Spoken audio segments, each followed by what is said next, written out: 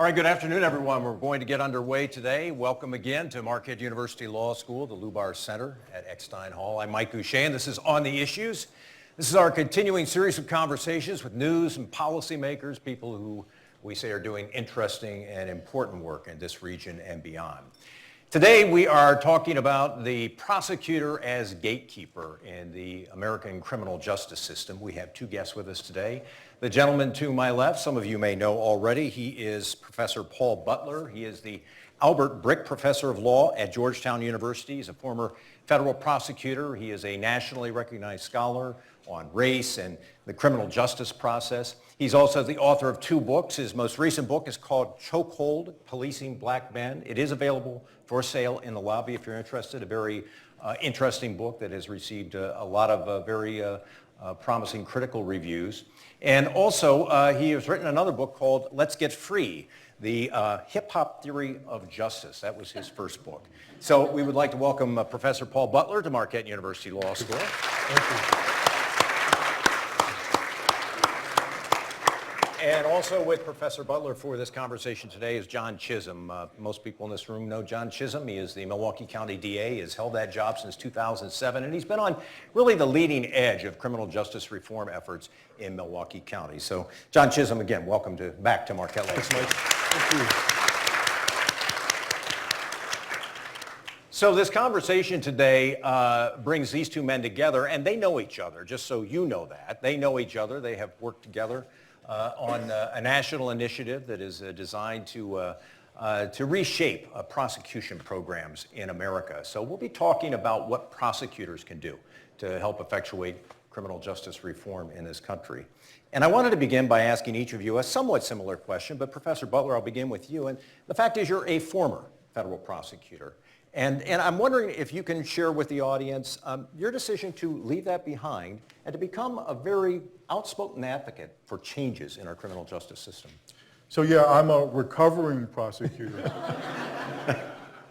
I became a prosecutor after growing up on the south side of Chicago, not too far from here, where as a young boy and then teenager, I had a number of bad experiences with police officers.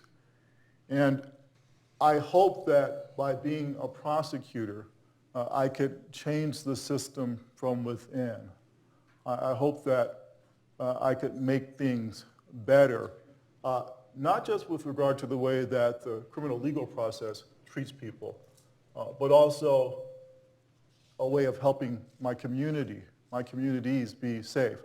So I started doing some drug and street crime prosecution in the District of Columbia in the early 1990s, during the height of the crack epidemic. And one of the concerns I had doing that work was if you go to the District of Columbia criminal court, you would think that white people don't commit crimes. White people are about 40% of the city's population. They were utterly absent from the criminal court. And so I understood that the kinds of conduct that was ravaging some of the poorest areas in DC, especially the shootings that occurred as a result of the illegal market for cocaine, they needed an intervention from the state.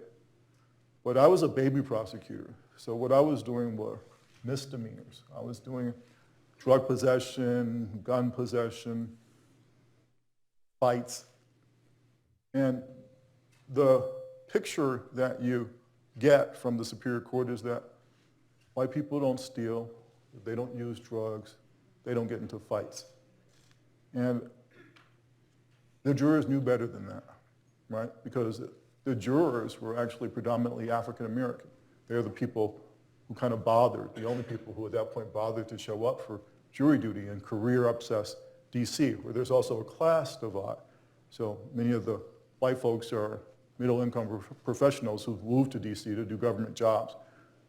And a lot of the African Americans are people whose parents moved up from North Carolina, South Carolina in the 1950s. And for everybody, it's kind of a bother to be called to jury duty, but for these guys, it was also kind of a privilege. because they could remember when black people weren't allowed to be on juries. But they could sense something was going on in the picture that you get in the criminal court. Something racial was going on. And one of the concerns I had is that one of the reasons I was hired was for these African-American jurors to see this beautiful chocolate skin. And it was supposed to send a message to them, don't worry, everything's cool. Everything was so not cool. During the time that I was doing this work, there was a study that came out that suggested that over half of the young black men in the city, over 50% of guys in their teens and 20s, were in the criminal legal system. Either they were arrested and awaiting trial, they were locked up, or they were on probation or parole. 50%. And something was wrong. And I didn't want to be part of that process. That was kind of an intellectual journey. And very quickly, there was another kind of big dramatic thing that happened. I was promoted, in a sense, from the local prosecutor's office to main justice. And I was working in the public integrity section, and I was the junior lawyer on a team that was prosecuting a United States senator for public corruption. And while I was working on that case, I got arrested. And I got prosecuted for a crime that I didn't commit. Simple little misdemeanor, silly dispute about a parking space. The judge actually started the trial. He said, this is about a fight or an alleged fight that happened over a parking space. And the thing is, neither one of these people own a car. And that was true. So I went to trial. And I'm not going to tell you what happened. I talk about this in my first book, Let's Get Free, so I want you to buy the book to see what happened. But I'll give you a hint. Things worked out fine for me. Things worked out fine for me because I hired the best lawyer in town. I could afford her. She was a former public defender, was an amazing trial lawyer. Things worked out fine for me because I had skills. I had literally prosecuted people in the courtroom where I was being prosecuted. Things worked out fine for me because I had social standing. We made sure the jury knew that I had gone to these fancy schools, that I was a lawyer, things that shouldn't matter, but do. And the other reason things worked out fine for me was that I was innocent, but that wasn't the most important reason. I would rather have been guilty and had Michelle Roberts as my lawyer than have been innocent and had a lawyer who didn't have the resources to spend enough time on the case. And so after that kind of intellectual journey of my work as a prosecutor and then having it happen to me, my defense attorney friends say, you should have known better. A lot of the things that folks that I prosecuted had said to me, when they'd say a police officer was lying on cross-examination, I'd say, Mr. Jones, you mean that cop has nothing to do all day but make up stories about you? Well, during my own trial, the cop got on the stand and lied his ass off. I don't know why he did that. Defendants would tell me, oh, people know what really happened, but they won't come forward. Same thing in my case. And so I thought, even if there's some people who deserve to be in the system, and there's some good work that is done in helping keep people safe from others who would hurt us if they weren't, there wasn't some kind of state intervention, I decided that wasn't my work. I didn't go to law school to lock up black people or poor people. John Chisholm, you are within the system today, and when you took the job, you were named DA in 2007. You decided to take a hard look at how we were doing business in Milwaukee County. What did you find that made you believe that something was not right here? Well, first of all, I just want to thank Paul for coming to Milwaukee and sharing your knowledge and experience. And just so that everyone understands, even though he was a federal prosecutor, when you start off in D.C., it really is the equivalent of starting off as an assistant DA in a major metropolitan DA's office. They're not doing the high-level conspiracy cases and fraud cases. They are doing the exact same work that is being done every day in our criminal justice system with public defenders and with prosecutors and with the courts. So my opportunity to intersect with Paul, I've always appreciated that he brought that experience with him, because when you start working with academics and others who are looking at the system in broad terms, a lot of them don't have that very personal knowledge of the system, how it actually works at the ground level, and they can't bring that experience with them when they're starting to look at the system as a whole. And so I've always just deeply valued. So my experience starting off was very similar to Paul's, right? So I came out of law school. I had been in the service, so I was a little bit older than most of the assistants that came right out of law school.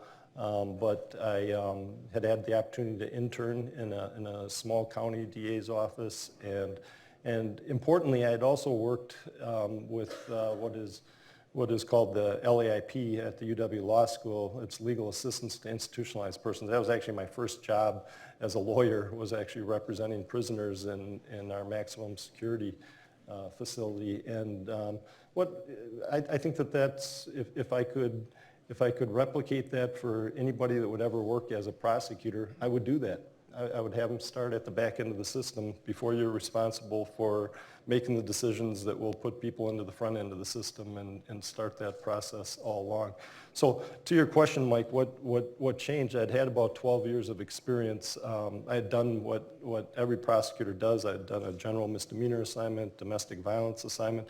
I had done felony drug prosecution. The felony drug prosecution unit was created in the early 1990s in response to crack cocaine coming into Milwaukee. And for those of you that were here during that time, what had occurred, if you want to use the benchmark of things that scare the heck out of people, it was that you had roughly 70 homicides in 1989. And by 1990, you had 175, 180 homicides in the space of about a year. And a lot of that was fueled by the crack cocaine infusion into the city. And at that time, we just didn't, we weren't able to contextualize it, right? We didn't talk about, why did it get its foothold, and why did it expand as rapidly as it did? We weren't talking about the historical adversity and discrimination and the policies that actually created neighborhoods that were extraordinarily economically challenged and disrupting family lives, the loss of jobs, the loss of hope, all of those issues. We weren't talking about that. We were saying, this is out of control, we got to do something about it, right? So the approach to it was, if you're a prosecutor, you thought your job was simply to review the case, determine whether you could prove it or not, and if you could prove it, you charged it. And then the policies we adopted were that we were going to deter this behavior. We're going to stop it. So we thought, the way you deter it is, if you're possessing, you go to jail. If you're dealing, you go to prison, categorically. Didn't make a distinction. We didn't care if it was marijuana, cocaine, heroin, didn't matter. The policy was, you possess it, it's jail. You deal it, it's prison. And nobody was talking in terms of, well, how do you stop the market from expanding? How do you actually get in and stop, address the real issue of why people are using crack cocaine at such high rates, right? You didn't even think about that because you didn't have the capacity to, or you thought you didn't have the capacity to. So you adopted policies that were based on one thing, and they had disproportionately negative consequences to the community in many ways. They had some practical benefits in terms of trying to get your arms around the issue of violence that surrounded it. And that's a core discussion that is still taking place to this day, is how do we address violence in our community in a context that is is not just dependent on cops, prosecutors, and courts. That's the key things. But anyways, by 2006, when I was running, we'd had national reports coming out that had said Wisconsin was leading the nation in incarcerating African American men. Leading the nation. Now that doesn't mean we had the most African American men in prison.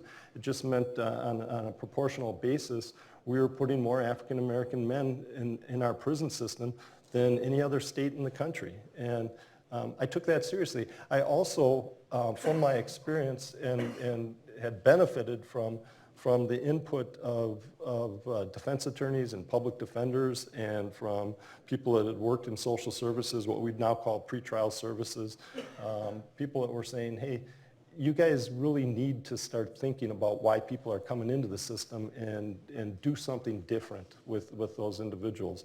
I'd also seen some experiment. We had piloted some programs on community-based interventions with community prosecution, and I thought that was extremely hopeful. It spoke to that issue of how do we change these dynamics if we don't get out of the courthouse and actually see what's taking place in people's actual neighborhoods and get to know the people as people, not just as defendants. You know, that's the way we would look at things. You were a defendant, you were a victim.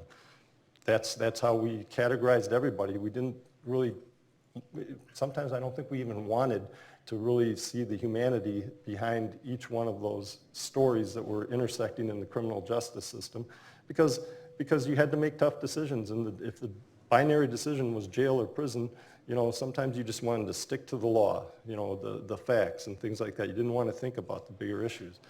Reports that showed the disparity forced me, and also the process of going to the community and asking them to endorse me as the person that would be leading the criminal justice system, the DA's office.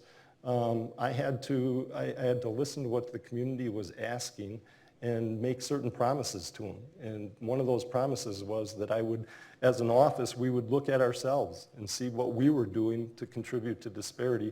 And if we could identify those things, we'd do everything we could to change that, to change those disparities. And that's taken me on a process now. That was with the Vera Institute originally, back in 2005 and 2006. And so we were one of the first DA's office in the country to open up the doors and say, come on in and take a look and determine whether our charging decisions are impacting in disparate ways on African Americans. And guess what? In certain categories, we were. And so that took us on a path that I'm still on today. I learned more about the interaction with the criminal justice system and the rest of the community every single day, every month, every year. And people like Paul have helped me understand it in a very historical way as well as a contemporary way. That's a great benefit in my view of working with people that have both the practical experience but also have the deep and rich academic understanding of what is taking place, not just here, but throughout the country, and then be willing to listen to what they're saying. You don't have to agree with everything they're saying, and sometimes some of the things that we're told simply seem beyond our capacity as prosecutors or defense attorneys or judges to even deal with, but we have to try. We have to be committed to doing that, because doing the job means that you have to care about the community and you have to care about it in the long term. I want to talk about some real-life examples of what prosecutors can do to address issues like incarceration and racial disparities. But before we get there, I want to ask each of you this question, and that is basically, how much can a prosecutor change things? And I ask that because when we think about the American criminal justice system, it has a lot of players in it. It's got, you know, everything from state lawmakers who decide what the laws are. It's got police who make arrests. It's got judges who sentence. There are a lot of different folks who have an impact. How much of a difference can a prosecutor make? So prosecutors are the most unregulated actors in our legal system. They have more power than the judge to determine what happens to someone who is accused of a crime. For example, just because the police arrest you, or even just because there's enough evidence that a jury or judge will convict you, doesn't mean that a prosecutor brings the case. So he or she has to decide among this big group of people who they could charge, who to charge. And there's no one who can review that decision. The Supreme Court can't. The mayor can't. Ultimately, you, the voters, can. But that's a long way off, right?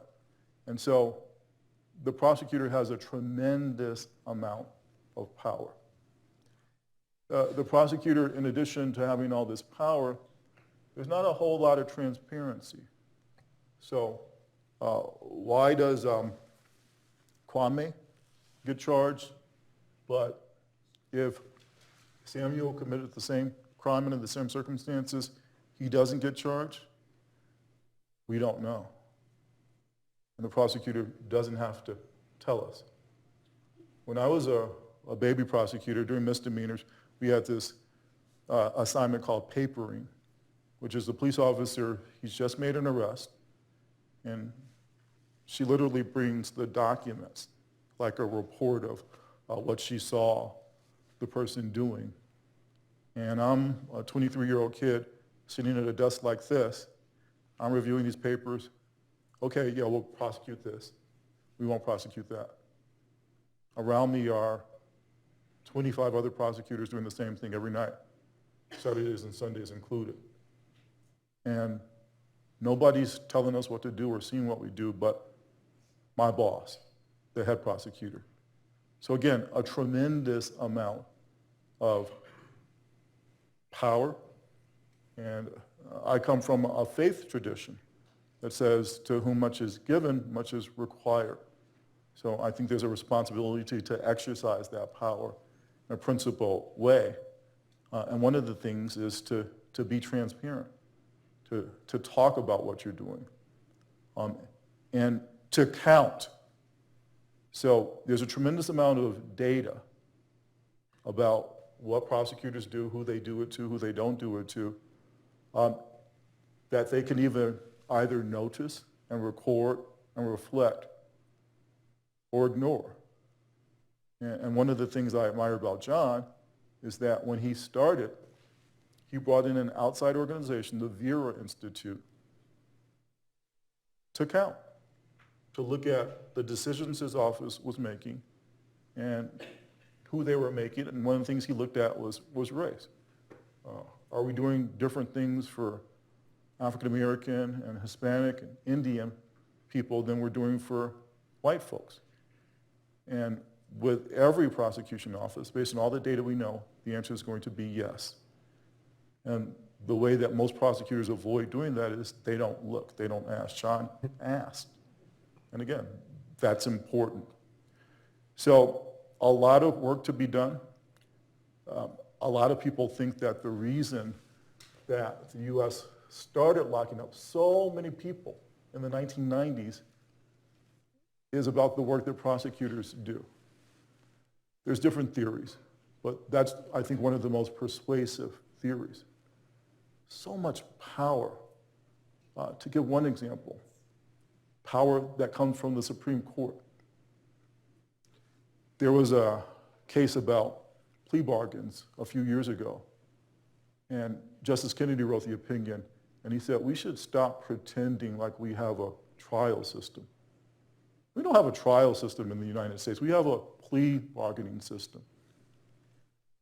If you get prosecuted for a crime, charged with a crime by a DA, 95% of people plead guilty, nationally. 95%. So those jury trials you see on TV, those are a myth. They almost never happen. What happens is that some woman goes into the courtroom and says, yeah, I did it. Why would anyone do that? It's based on another Supreme Court case. I think from the 60s, 70s. A guy writes a bad check for $200, but it's his third offense and it's a 3 strikes and you're out jurisdiction. So the prosecutor says, I'm going to make you a deal. If you agree to plead guilty, then you're just going to do, let's say, 5 years in prison. If you make me go through the trouble of going to trial and you lose, and you're going to lose, I'm going to ask the judge to lock you up for the rest of your life. 5 years if you plead, life if you go to trial. Went to trial, lost. Prosecutor said, third strike, sentenced to prison for life. He tells the Supreme Court, this can't possibly be fair or just. The prosecutor acknowledged this was, again, it's writing a bad check for $200. Even 5 years seems like a stretch. But life, the Supreme Court said that's perfectly constitutional. And so now, what prosecutors do is they say, you can exercise your constitutional right to a jury trial. If you lose, I'm going to throw the book at you. What would you do? Again, that's where that 95% comes. And so when we have prosecutors who understand that with all that power comes a responsibility not just to lock people up, not to get those notches in your belt, but to do justice in a way that understands that we're all children of God who make mistakes. When a prosecutor has that understanding, then there's a whole lot of good, a whole lot of difference that they can make. John Chisholm, let me feed off of that and ask you about the challenge of, I would imagine what Professor Butler's talking about is, even in your office, you have to change a mindset. So much of being a prosecutor is focused on winning. It's the way people move up the ladder in their jobs. How do you change that, and how do you make it a larger conversation about what is just and not just about what's winning? So first of all, the what Paul has just described is literally inherent in the structure of the system. And when he describes that, and the thing I love about Chokehold is that he's describing the systems in unsparing terms, but he's not. It's not that he hates prosecutors, he hates defendants, he hates defense attorneys or anything like that. He's just saying, in the end, I think this is an accurate summary. The system is doing exactly what it was set up to do. Is one of the takes from the book, is that the system is doing exactly what it was set up to do.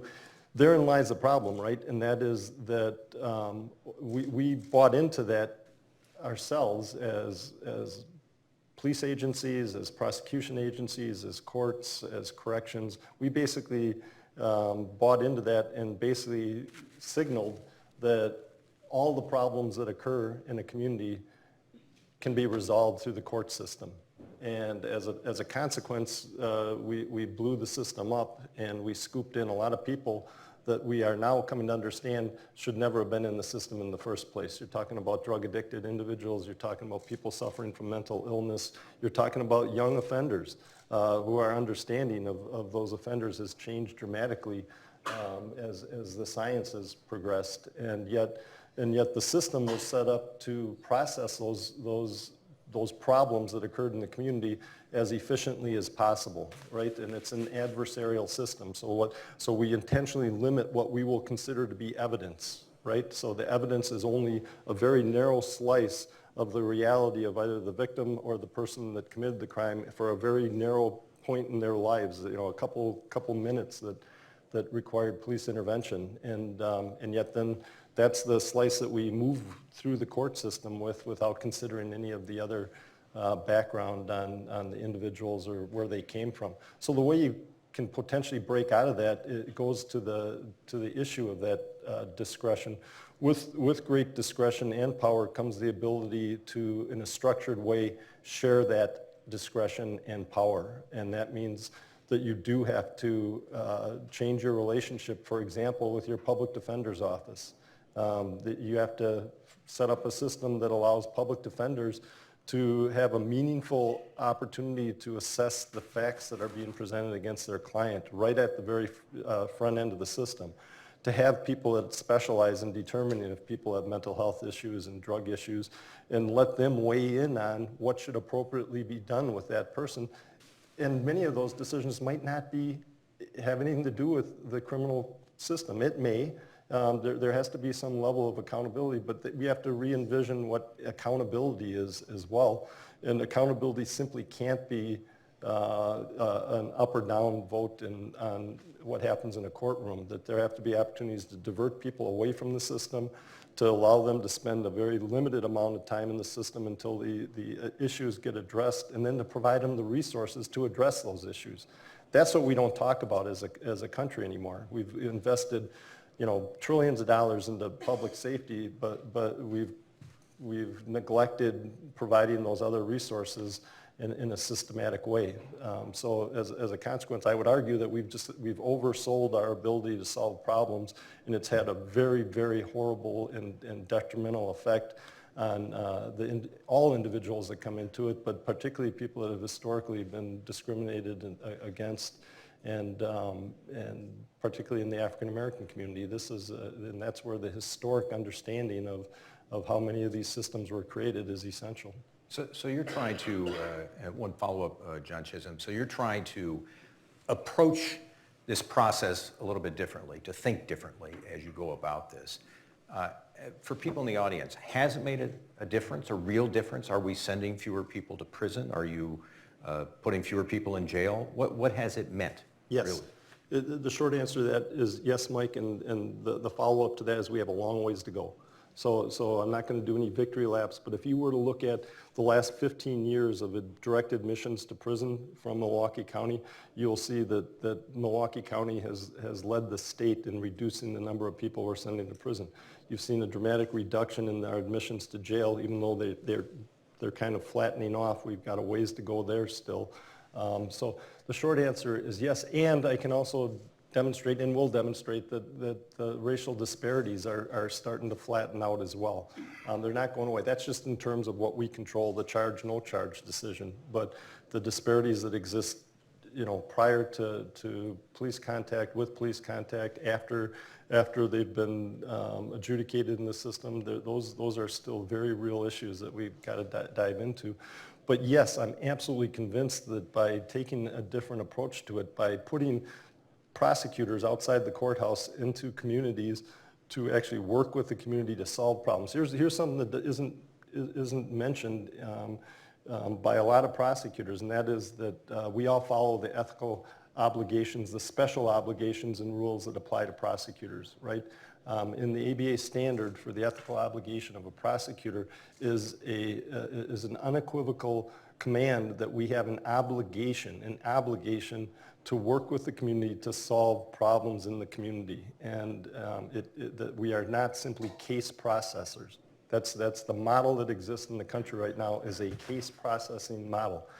The mandate I give to my people is to solve problems in the community, and also to elevate the ethical standard so that you're looking, the additional responsibility I give them is to look for the appropriate result on a case. What are you really looking for?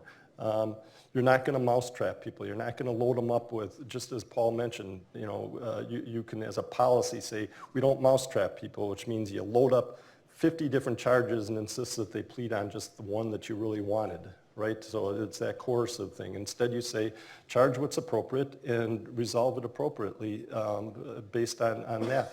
Create opportunities to do something else, and stick to the most basic ethical obligation. Don't charge cases that you can't prove, and do that right away. So if you look at our numbers, you'll see that we have relatively high rates of not charging cases, no processing a case. That's not because necessarily the police did anything wrong. It just means that they have a different standard. Theirs is a probable cause standard. Ours is a proof beyond a reasonable doubt standard. And if you really stick to that, then you should see more cases being no processed. There are some systems that are looking at themselves right now, and they have sometimes 95% issuance rate on felony drug cases. A lot of those systems, they allow the police to actually directly file the case. It doesn't even go through a prosecutor first. Our role is essential in being a screening function there. We have to do that. And it's tough, right? Because sometimes we're going to look at a case and we're going to be, wow, this victim has really suffered. This is terrible. I think this person going back into the community is a real risk. But we don't have the evidence. And if we don't have the evidence, we don't charge them. And that's tough. I mean, so those special obligations to be problem solvers, to hold yourself to a high ethical standard on what comes in and goes out, and more importantly, just to care about your community, just to really give a damn about everybody, the victims, the offenders, to not make a distinction between the two. Yes, some people do things that are so inherently risky and dangerous that we make the decision that we can't leave them in the community for a period of time. That's just a decision that we have to make. But there's all sorts of other options that good prosecutors are engaging with their partners in the defense bar and with the court systems and other entities in the community that are providing the services that are, quite frankly, a lot more effective than jail or prison are at times. Professor Butler, is John Chisholm an outlier based on your knowledge of what's happening in the American criminal justice system? What is the public appetite for the kinds of changes that he's talking about? Sure. So, yes, John is an outlier, and he's a leader in the important new progressive prosecutor movement. In part, John's a leader because he needs to be a leader here in Wisconsin. So nationally, on any given day, about 6% of black men are in prison or jail. That's way more than any other group. It's an unprecedented level of incarceration, 6%. The last year that I could find reliable data from Wisconsin, early 2010, 2012, 12%. Yeah. You lead the nation in locking up African American men. So why would 6% be locked up in DC and New York and LA and 12% in Wisconsin? I haven't been here a real long time, but the brothers here don't seem that much worse than the brothers in LA or New York, so what's going on? That's a result of policy decisions. That's a result of law. That's a result of law enforcement priorities. So again, as John acknowledges, he has a lot of power, a lot of authority, and a lot of responsibility. Again, 6% shouldn't be the goal, right? Because that's even way too high. But given that Wisconsin is such an outlier, if you could just, get your rate down to what the rest of the country is doing, that would be, I don't know, I guess Malcolm X said, is it progress if there's a dagger in the back and you take it 6 inches out? It is a form of progress in terms of the human suffering that happens when people get locked up. Reducing that number in a way that's responsible and safe, it would alleviate a whole lot of human suffering in poor communities and African American and Latinx communities. We have a lot of people doing time on the outside. So it's not just usually the young man who's incarcerated, but he's got a family, and yeah, he shouldn't have been on that corner doing that, but he's also the guy who, drives grandma to kidney dialysis. And he's the guy who shows up for a basketball game for his kid. And so are there ways to treat the issues that don't involve caging him? And why does this jurisdiction seem to have an appetite for the cages for black folks? For white folks, your numbers are just the same, still too high. We talk about mass incarceration, we appropriately talk about race, but every group in the United States, including white folks, get locked up way more than people in other countries. And so, especially for black and brown people, again, a lot of responsibility. He's a leader because he needs to be, but he doesn't have to be, right? Most prosecutors campaign by boasting about how many people they're going to lock up and how long they're going to lock up folks for. And now there's a sense that we have this crisis. It's not just a crisis in terms of public safety, because the rate that we're locking up folks in the U.S. now, it actually makes us less safe.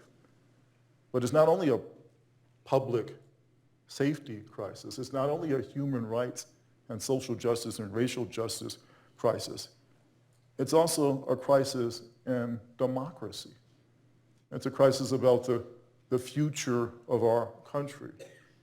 So if you're a black man in your 30s or 40s in Wisconsin, there's a 50% chance that you've done time in prison or jail. 50% of black men in their 30s and 40s have done time in prison. So what does that have to do with democracy? The police and prosecutors are the government for young black men in Wisconsin. They're the face of the state. And if the way that you picture your government is it's out to get you, it's going to lock you up for whatever you do whenever it can, again, that's a crisis. People can only take that for so long. And again, we ought to do it because it's the right thing to do. But we also ought to do it because it's in our own interest, our safety interest, and the future of our democracy. And again, the wonderful thing about John is he understands that, where most prosecutors don't.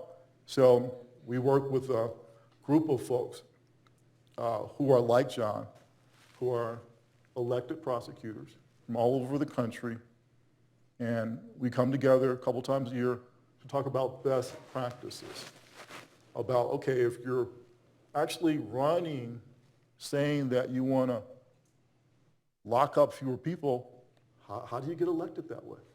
And, what happens? John mentioned, well, he's got to make judgments about who he thinks can come home sooner or who he thinks doesn't get locked up. And those are evidence-based judgments in a sense. And, 199 people he's going to be right about. They're going to come home, and they're going to get that job at Walmart, and they're going to support their kids, and they're not going to get locked up again. 199. That one kid's going to mess up, and that's what's going to be in the paper. And that's when John's going to get blamed for whatever happened. So in addition to John having a responsibility, you have a responsibility as well, you voters, to have his back, to understand that, yeah, it's the guy who messes up based on this liberal prosecutor who's going to get all the attention. But all you got to do is roll by a church or a Walmart or a McDonald's and see those young men working, see those women out with their kids, and understand that's the difference that he's making as well. And so important, because this meeting that we have with progressive prosecutors a couple times a year, we do it in a small room. It's not a whole lot of people. I'll give you 30 seconds. What's the political risk when you decide to undertake change in this way? You've got to run for re-election. What is the political risk? There's such a strong narrative, right, that has existed, and as I indicated, has been bolstered. It's been very successful. Whether you're a Democrat or a Republican, being tough on crime has been very, very successful for the last 25, 30 years.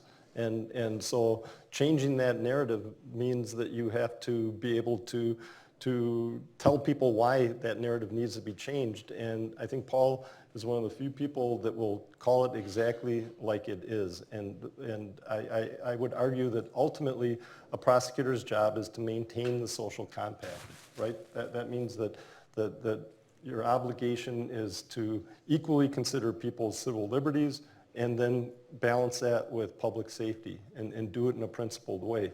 And that's how you're going to try to sit on that fulcrum and balance all these really complicated issues. If that breaks down, and it is at risk of breaking down, not just in the criminal justice system, but in our political context and in our interactions with one another as a people, divides between rural and urban, all the divides that exist in this country right now, that social compact is fragile, and and the consequence is wide-scale political violence.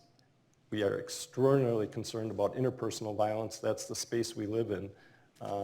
That's nothing compared to what you see around the world when there is widespread political violence. There can be no justice in that context. We struggle to achieve a better form of justice, and we have failed in a lot of ways, but we aspire, and we believe that we can, as long as we maintain that social compact and work with one another to do it. The consequences, I think, are dire unless we understand fundamentally that it is important that compact, and that means that we have to change the way we think about our jobs. We have to incorporate different perspectives. We have to understand our history. We really have to understand history, and I think that that's what's changing. The history of the criminal justice system is only starting to be written right now, and it's not what you're going to get out of a high school history text. Let's take a few questions from the audience. If you're in the seating bowl, please press down on the black button there in front of you. Keep your finger down on that. We'll be able to hear your question. If you're in the back, Eric is the gentleman with the microphone. He'll come over and hold it. You can ask a question. Again, we ask the questions be fairly brief so we can do 3 or 4 of them here before we wrap things up. And I also want to encourage, if we have law school students in the room, you have a question for Professor Butler or for John Chisholm, please raise your hand. I'll cater to your whims first. So if we have any questions, please raise your hand and we'll get underway. Any questions? Let me go in the back. We're going to start right there. Attorney Butler, I appreciate the opportunity to hear from you in person as opposed to on TV. Question I have for you is there's been a lot of discussion this year about race in the criminal justice system all over, and what seems a little disappointing to me, at least, is that the revelations about the bias in the system is something that's just now being discovered, when in fact it was an issue at the time, but there were just not enough voices that were being heard. And my question to you is, in your personal experience as a reform prosecutor, whether or not that was also your experience, were there people speaking out at the time? Because the way it's being presented today, it's as though nobody said anything about what was happening in the system and the biases that were in the system, when I think that people were voicing concerns, but nobody was being heard. Yeah, so it's a great question, and you used an interesting word, bias. So what we have is a whole lot more African American people locked up, and many more Latinx people locked up than white people. Many more Native American people here in Wisconsin locked up than non-Native American white folks. So how should we feel about that? To a lot of folks, it's not obvious that that's a problem. So I have a lot of friends who are African American cops, and they say, yeah, I selectively enforce the law in black community because that's my community. And I want them to have this service. I want them to have this benefit. And when I talk to them, they say, man, we can't win. Back in the day, the complaint was 911 is a joke. Well, guess what? 911 ain't no joke no more. The police are heavy in the community, and they say, and now you're complaining about that. I understand. I get it. There was a time when if it were quote-unquote black-on-black crime, if there was an African-American victim, the state didn't seem to care. And so, in a way, some black prosecutors, some police officers of goodwill, I disagree, but of goodwill, they view selective enforcement in the black community almost as a kind of reparations. It's a compensation for the times where they weren't there. Now, I appreciate and respect their good faith. I think they're going about it the wrong way. So if the only tool you have is, if the only tool you have is to arrest people, prosecute people, put folks in jail, then every problem is going to look like a crime. So the kid who should be in school is on the corner, looks like he's up to no good. Cop's going to roll up and treat him like garbage. And that's going to create this cycle that spirals. So again, you asked, is it new? It's not new. I think what's new is understanding that it's a problem, right? That mass incarceration, that race disparities are a problem. And the other thing that's different is about technology. So it's about this thing here. So if you think about police and what a lot of people now understand about the violence that too many officers use in low-income communities, especially communities of color, the reason that many of us understand it is because this thing has a video camera. So before, young man, none of this that we've seen on these videos is new to you and me. For a lot of other people, they just didn't believe cops would do this. And now they know. And so there's been this important movement for Black lives that I think should get a lot of responsibility for this idea that prosecutors need to be more progressive. Again, John was in it before then, but most folks weren't. So I think we have to appreciate the role of activism. And that's where especially the law students and other students in the room are shining a light to make everybody understand that, yeah, it's happening, and yeah, it's a problem. Other questions? We'll go back over here, and then I'll come on. I'll get to you in just a second. Yes. Hang on one second. We'll get a mic real quickly. Hello. My name is Torrey Johnson, and I have a lot of respect for Mr. Chisholm because I met with him, and he do a great work weaving with people like me. I've been in prison 1, 2, 3, 4 times, and what I find is that now I'm a city councilman, I'm a commissioner, and I'm a freelance journalist, and I can't get a job where I need to be at because of my crime. So it's like 30 years later, I was sentenced to 10 years, but I got a life sentence. And how do we solve that problem? And then also the problem like the black and brown person, we like a hustle because their employment for all the people up north. You know what I'm saying? They need us to commit the crimes in Milwaukee where they can have jobs in Boscoville, Walpond. So it's hard to fight that because them the people that's in the state that's making the laws.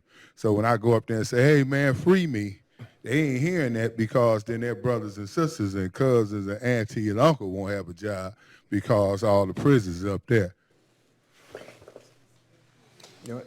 Yeah, you're pointing to a really important discussion, which is that it's not just the decisions that are made by police and prosecutors, right? It's all the thousands of collateral consequences for that initial decision that comes with you for the rest of your life, right, Tori? So it's something as absurd as like a policy that says that a person that has had a criminal conviction can't even apply for this job or that job. It's things like that. It's putting a statute of limitations on people's histories. In Wisconsin, we've had CCAP forever, right? And that has allowed people's past to carry into the future forever. And you have to, I strongly support expanding, at least bringing Wisconsin into the mid-tier of expungement states, so that people can actually go back and clean their records going forward. We are the most restrictive state, and I didn't even realize that until Rob Hankins' report came out on that. Yeah, the Wisconsin Policy Forum. So this is the thing of it. It's not until you're dealing with people as people and that you hear their histories and you take an interest in trying to both in the specific but in the general, try to improve those just lower the barriers a little bit. Unless we do that, we're just creating, multiplying the problem again and again. I missed you over there. Thanks. So hello, my name is Santana Beckman. I wanted to ask the question, how will racial equity play a part in the de-incarceration of all of the jails and prisons in Milwaukee County? So again, just briefly from number one, simply the fact that there, at the county level right now, there is an Office of African American Affairs is a significant statement, but it's not just a statement. It's the work that they're actually doing, the hard work, which means that every single county employee is going to go through racial equity learning. And I just call it learning. And part of that learning is the experience and just understanding the history behind it and being sensitive to it.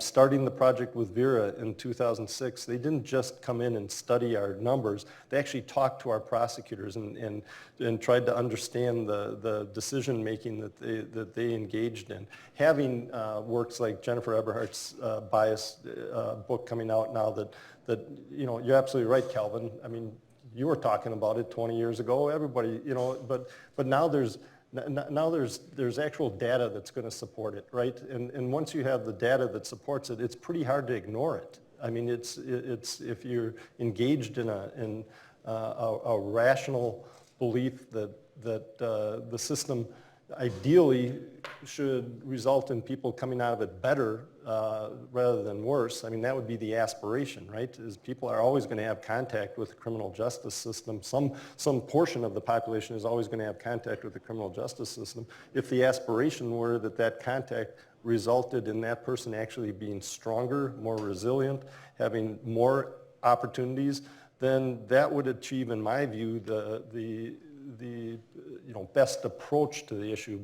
But simply starting by elevating the issue of racial equity is essential. Start infusing people from the day they start off as a prosecutor thinking about issues like racial disparity, so they're conscious of it. Are they still going to potentially engage in unconscious bias? Sure, but then you can start tracking it and you can start showing the numbers and you can actually incentivize. Don't you actually feel proud of the fact if somebody from the outside comes in and evaluates you and says, you know what, for the most part, you guys are even-handed? That should be something as a prosecutor I'd want them to be really proud of. You want to incentivize, and we don't do it very well. You want to incentivize not charging people. You want to incentivize the work that community prosecutors are doing, not to bring people into the system, but to solve problems before they come. Incentivize those, elevate those, change the perception that the only thing that you do as a prosecutor is count the numbers of convictions and how many years in prison you get. That's sometimes really important work, but incentivizing and elevating the discussion about what our fundamental role is in the community is not simply, like I say, that case processing mold this is our community. These are our brothers and sisters, our moms and our dads, our kids. This is, we're not separate from that. We can't be separate from it. If we're separate from it, then we're going to lose as a community. I'll give you the final 30 seconds, Professor Butler, because then I'm going to have to wrap things up. So if there's anything you'd like to add here, then we'll... No, I just agree with what John just said. And you have a lot of power as voters, and you have a lot of responsibility, not just with the district attorney, but with your state lawmakers. Something is happening around most of the country that's not happening in Wisconsin. So the only bipartisan bill that this United States Congress passed that the president signed had to do with criminal justice reform. It's the First Step Act. It's a baby step, but it's an important step. And it's significant that the Republicans and Democrats, the Democrat-controlled House and the Republican-controlled Senate, agreed on something that President Trump signed. And that's happening all over the country. It's not just a progressive thing. Libertarians understand that when this many people are locked up, there's something out of whack with how much power the police have. Fiscal conservatives understand. I think the number that I saw is $500 million. If you look at the number of black men who are locked up in Wisconsin, that's $500 million. Faith-based conservatives, they understand there's a role for redemption and second chances. And again, progressives, social justice, economic justice. So there's this spark, but it's not happening in Wisconsin. And that's one of the reasons why, again, you're leading the nation with regard to locking up black men and Native American men. So please, if you're concerned about this, talk to your lawmakers. Tell them to get on board. A couple of final pieces of business before we go. First of all, the book Chokehold, written by Professor Butler, is on sale in the lobby if you're interested. Secondly, we have more events coming up. Our next event is the 1st of October. It is sold out, so I'm afraid if you haven't signed up already, it's probably a waiting list moment for you, but it's with Mayor Barrett. He'll be here for the full hour. We do have room at a couple of other events coming up on October 7th at 4:30 in the afternoon. Dr. Jeanette Kowalik, she is the City of Milwaukee Health Department Commissioner. As you know, there have been some important issues involving lead and violence in this community, which we're treating as a public health issue now, and so she will be here to join us. That's at 4:30 again, somewhat different time. And then on October 15th, Kelly Thompson, the Wisconsin State Public Defender, will be here, and she'll be talking about the challenges her office faces, and we may even get into some of the same things we've been talking about here today. So having said that, let me thank you all for being here today, for being so attentive, for your questions today, and most of all, thanks to our guest, Professor Paul Butler, who will be back at 4:30. He's working hard today to deliver the Bowdoin lecture, and also to John Chisholm, the DA of Milwaukee County. Thank you, gentlemen. Appreciate it.